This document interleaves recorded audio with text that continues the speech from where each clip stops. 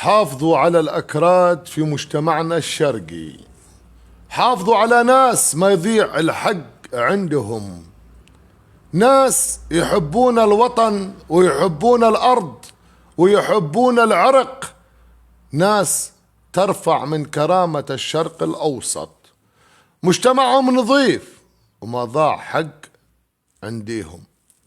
حافظوا على أكراد يا جماعة الشرق الأوسط، فالأكراد هو ذهب هذا المجتمع، وين ما كانوا ما شاء الله عليهم حافظين الوطن وحافظين الكرامة وحافظين الأرض.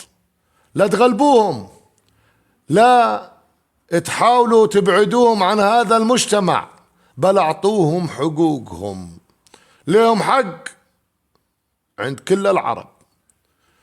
طالبوا بحقوق العرب ووقفوا مع العرب على زمان 100 سنة. الكردي اللي يقعد عنده ما يضيع حقه، أحسن من جاورت، وأحسن من تعاملت معه، وأحسن من عاشرت.